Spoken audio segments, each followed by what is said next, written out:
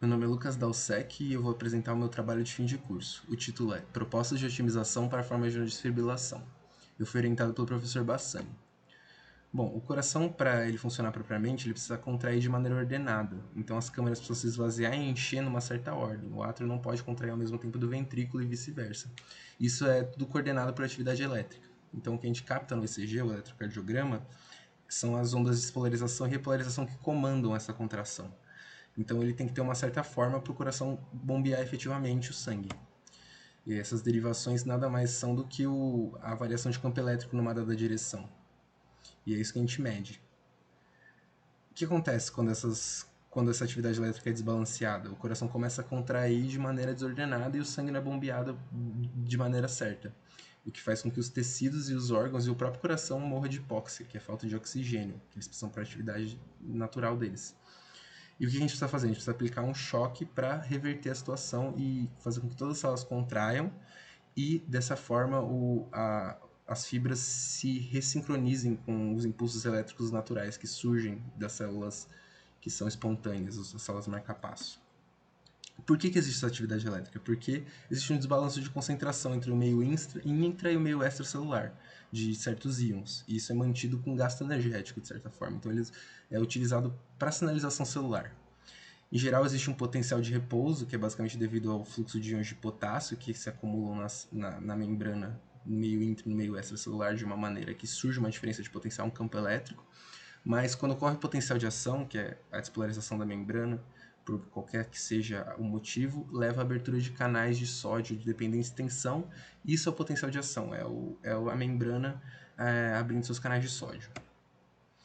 E aqui a gente vê um experimento do Katz que ele trata disso. Então ele bota um eletrodo de medição e um eletrodo de estimulação. Quando ele só coloca o eletrodo de medição, ele capta esse potencial de repouso que já existe naturalmente. E a estimulação, ele tenta alterar esse potencial e ver o que acontece.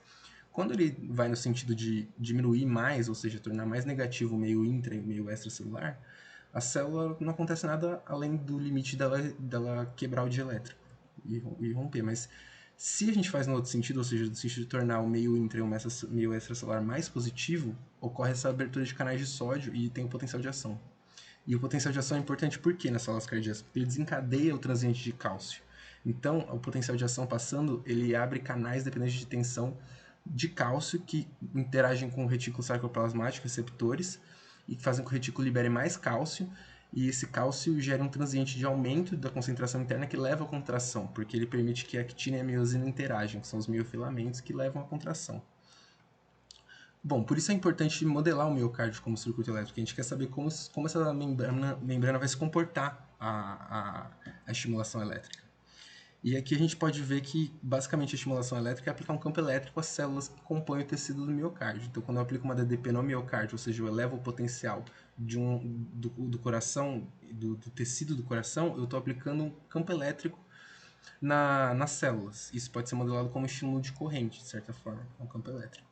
A partir daí surge o questionamento: como é que eu elevo esse potencial de membrana até o potencial de ação da maneira mais eficiente? E o que é a maneira mais eficiente? É que gasta menos energia? É que tem um menor limiar?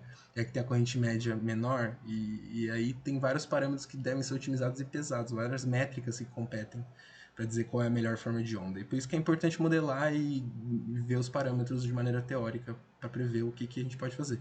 Mas as ondas também são bifásicas, então além de elevar o potencial, elas precisam fazer o potencial descer. Nesse caso a gente está tratando do tecido cardíaco, mas é equivalente, de certa forma, para a membrana, porque a membrana ela responde a um estímulo de campo elétrico de maneira similar a um circuito RC. Então aqui a gente pode ver a resposta da membrana a um estímulo de campo elétrico, que seria um estímulo de campo elétrico em forma de onda retangular. E aí surge o questionamento: qual a melhor forma de se estimular? Elevar o potencial a esse limiar e trazer ele de volta.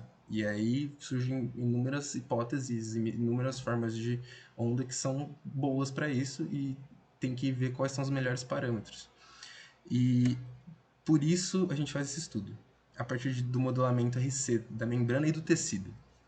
E nesse caso aqui faz uma comparação do tecido, das diferentes formas de onda e de como o limiar de estimulação varia e a energia entregue. Ou seja, por uma determinada forma de onda o limiar é menor, a energia é maior, e tudo isso interfere porque está relacionado com o tamanho do capacitor que eu vou usar para fazer a descarga, está relacionado com a dor que a pessoa que toma a descarga sente, está relacionado com o dano que a célula recebe. Então, tudo isso é importante de ser analisado.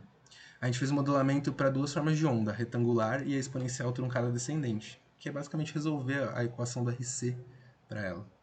E essas são é simplesmente uma equação diferencial. Então você acha a solução homogênea, depois a particular, e soma as duas, com as condições de contorno, né? Que no caso é a tensão de membrana do miocárdio zero. Não, a tensão do miocárdio do tecido como zero. E a tensão da membrana também, de certa forma. E a gente pode arbitrar um VTH e ver qual seria as correntes necessárias, o estímulo de corrente necessário para atingir o VTH para uma dada constante de tempo da membrana, para uma dada decaimento da onda exponencial truncada, né? E aí a gente consegue saber quais seriam os limiares para um dado valor arbitrário, que não tem muita relevância, além de ser igual para as duas formas de onda e para as durações diferentes, que seria o limiar para disparar o potencial de ação. Bom, resolvendo isso, a onda exponencial truncada tem um pequeno detalhe, que seria que ela atinge uma duração ótima antes da onda retangular. Geralmente, quando você aumenta a duração, a intensidade do estímulo necessário diminui. E isso acontece na onda retangular até um certo limite também, mas na onda exponencial truncada esse limite é mais característico, porque a partir de determinado ponto, dependendo da constante da membrana e da constante de decaimento da exponencial truncada, vai ter um pico e a partir desse pico não adianta você aumentar a duração que o estímulo vai continuar da mesma intensidade, não vai diminuir. E essa foi a maior dificuldade do modelo. Bom, trazendo para o contexto que a gente usa no laboratório, a gente usa um estimulador e células isoladas. Então a gente aplica campo elétrico em células isoladas a partir desses eletrodos de platina e uma solução eletrolítica que a gente constantemente perfunde de maneira que aquele fluxo iônico não desbalanceie as concentrações intra e extracelulares de forma a gente ter o funcionamento normal no organismo, simulado nessa câmara. E a partir disso a gente calcula os limiares. Qual a diferença da estimulação elétrica por campo elétrico? Tem a questão do ângulo de ataque do campo. Então as células estão dispostas em diferentes posições em relação ao campo elétrico, que é perpendicular às placas paralelas, teoricamente, né? E o ângulo muda o limiar. Então, dependendo do ângulo do campo elétrico, a DDP induzida na membrana é diferente. E isso muda o limiar, mas para comparação de formas de onda entre mesma célula, de forma de onda diferente, isso não é relevante. Mas para comparar entre células, isso acarreta um certo erro assim, no cálculo. Bom, os parâmetros que a gente usa para a câmara são de 80 a 120 ohms de resistência, então, dependendo da altura do fluido, muda a resistência da câmara. Isso faz sentido porque o condutor aumenta de área e vai mudar a resistência. A constante de tempo da exponencial truncada depende dessa resistência, com uma capacitância fixa que faz a descarga de 47,5 microfarad. Então a gente pode calcular uma constante de tempo média aí para a nossa estimulação, que seria feita no laboratório para o decaimento da exponencial truncada. E com isso a gente consegue comparar com os valores de TM, a gente consegue fazer simulações para os valores de TM que tem na literatura, né? Que TM seria a constante de tempo da membrana, ou do tecido, do miocárdio.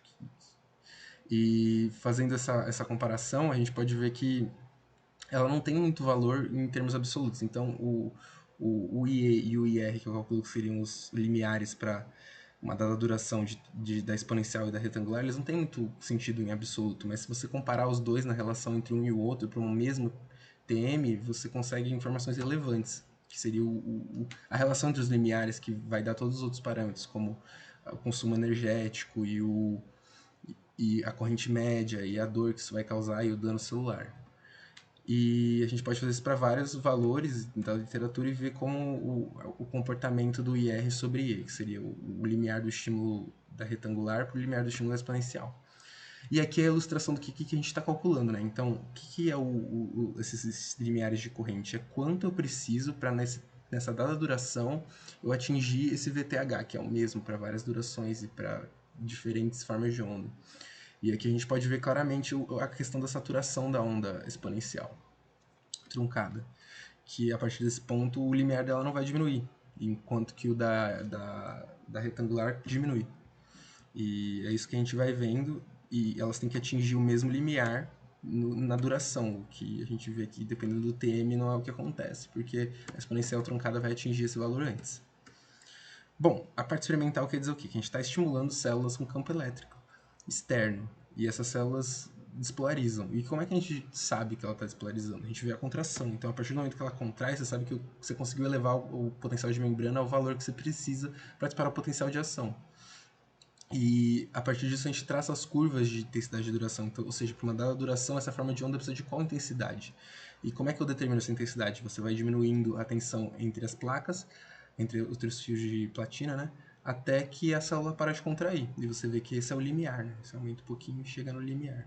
E a gente faz isso para várias formas de onda numa mesma célula. Isso que é interessante, comparar para a mesma célula, porque aí a questão da posição do ângulo de ataque não vai ser tão relevante para comparar as duas.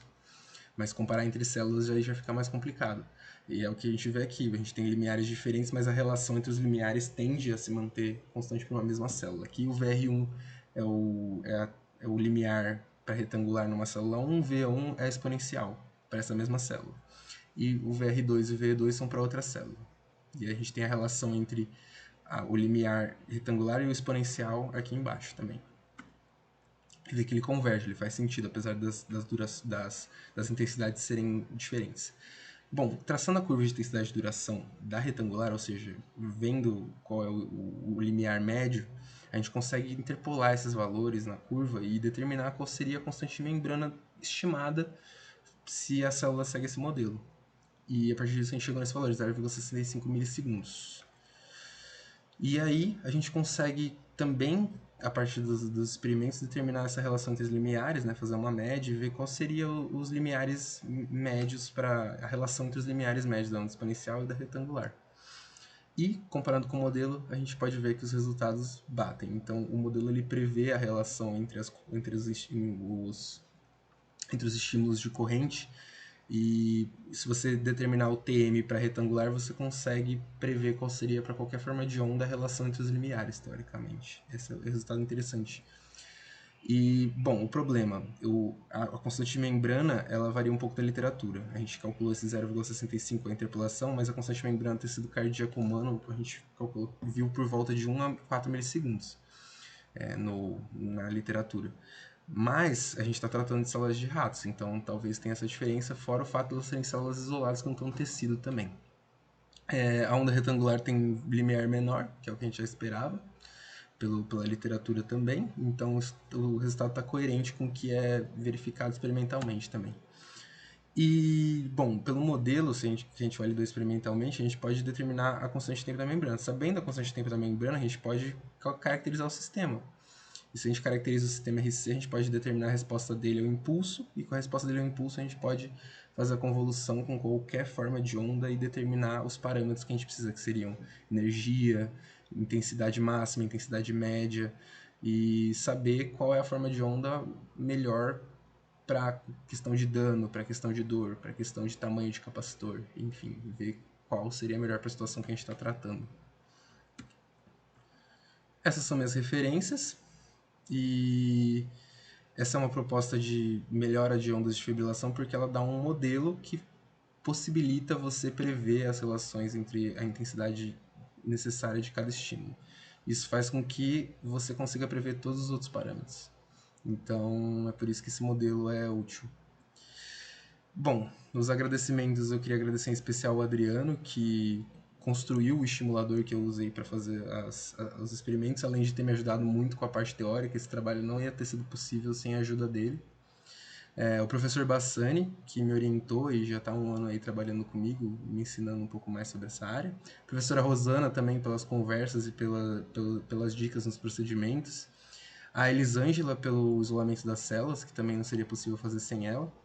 E também deixar registrado que os experimentos com os miócitos isolados de ratos foram autorizados pela Comissão de Ética da Unicamp.